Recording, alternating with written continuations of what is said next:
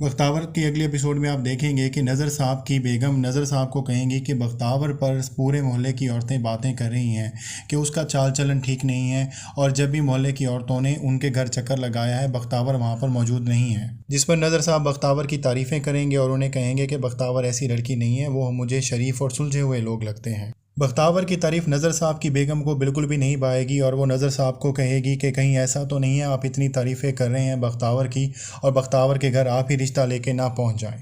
नज़र साहब अब इस बात पर अपनी बेगम को डांट तो पिला देंगे, लेकिन दूसरे दिन खुद बख्तावर का रिश्ता लेकर पहुंच जाएंगे। नज़र साहब के रिश्ता लाने पर बख्तावर और उसकी मां नाराज़ होंगे, लेकिन नज़र साहब उनको कहेंगे कि मुझे पता है कि तुम लोग कौन सा खेल खेल रहे हो। इस मर्तबा उनका अंदाज रिश्ता लेने वाला नहीं होगा बल्कि धमकाने वाला होगा। वो उनको कहेंगे कि इस मर्तबा अगर आपने मुझे इनकार करना है तो सोच समझ के कीजिएगा। जहाँ तक मुझे लगता है नज़र साहब को इस बात का पता चल चुका है कि बख्तू और बख्तावर दोनों एक ही हैं, क्योंकि नज़र साहब भी अगर दूसरों की तरह इस बात को मान लेते कि बख्तावर घर पर नहीं है और बख्तावर घर से चली गई है तो वो रिश्ता लेके नहीं आते। और बख्तू की बार बार बात बदलने की वजह से नज़र साहब को इस बात का अंदाज़ा हो गया है कि इन माँ बेटे की पोजीशन जो है वो काफ़ी हद तक कमज़ोर हो चुकी है, इसलिए वो ब्लैकमेल करके बख्तावर का रिश्ता लेना चाहेगा। और नज़र साहब के इस तरह से धमकी देने वाले अंदाज में रिश्ता मांगने के बाद बख्तावर और उसकी माँ में काफ़ी हद तक गर्मा गर्मी होगी, क्योंकि वो समझती हैं कि बख्तावर के जितने ज़्यादा रिश्ते आ रहे हैं और जितनी उसे मुश्किलें पेश आ रही हैं, अगर बख्तावर शादी कर ले तो उसकी सारी मुश्किलें ख़त्म हो जाएंगी। लेकिन बख्तावर अपनी माँ की ये सजेशन बिल्कुल नहीं मानेगी और उन्हें कहेगी कि अगर आप मेरे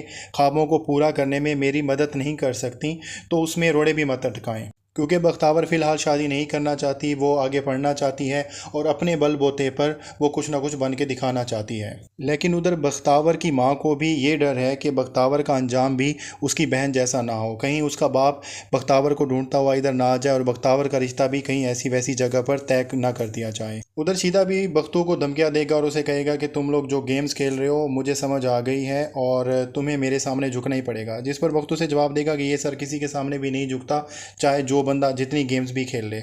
लेकिन शीदा उसे ये धमकी देगा कि तब तक बहुत ज़्यादा देर हो चुकी होगी और मैं तुम्हें किसी के सामने भी मुंह दिखाने के लायक नहीं छोड़ूंगा। शीदे की बातों से ऐसा लग रहा है कि उसके पास कोई ऐसी बात आ गई है जिससे वो बख्तू को ब्लैकमेल कर सकता है। लेकिन इससे पहले कि शीदा या नज़र साहब बख्तावर के लिए कोई मुसीबत खड़ी करें, बख्तावर एक और नई मुसीबत में फंस जाएगी। दिलावर साहब के जो वालिद हैं, उनके जो नौकर अकरम साहब जो बख्तावर को उसकी जॉब से निकलवाना चाहते हैं, वो आजकल छुट्टी पे होगा। बख्तावर दिलावर साहब के वालिद के रूम में जाएंगी, उसके पाँव दबाएंगी और उसी दिन उनके घर में कुछ पैसे वगैरह चोरी कर लिए जाएंगे, जिसका इल्ज़ाम बख्तू के सर पर आएगा। और हुरिया जो मौके की तलाश में थी कि किसी न किसी तरह से बख्तू को जॉब से निकलवाया जाए, वो पूरी कोशिश करेगी कि बख्तू के ऊपर एफआईआर हो जाए। अगर बख्तू के ऊपर एफआईआर हो जाती है तो बख्तू चोरी के इल्ज़ाम से तो बच जाएगा, लेकिन बख्तू का जो रूप है वो सामने आ जाएगा। सबको पता चल जाएगा कि ये बख्तू नहीं है बख्तावर है, क्योंकि बख्तू के पास कोई भी आईडी कार्ड वगैरह भी नहीं है, कोई भी डॉक्यूमेंट्स वगैरह नहीं है। और अगर बख्तावर यहाँ से बच जाती है तो नज़र साहब से बचने और शीदे से बचने के चांसेस भी दिन ब दिन कम होते जा रहे हैं। तो इस तरह से बख्तावर जो है वो आए दिन नई से नई मुसीबतों में फंसती जा रही है। तो नाजरीन, ये था बख्तावर के टीज़र का रिव्यू। अगर आपको अच्छा लगा तो वीडियो को लाइक करें और हमारे चैनल को ज़रूर सब्सक्राइब करें। अल्लाह हाफ़िज़।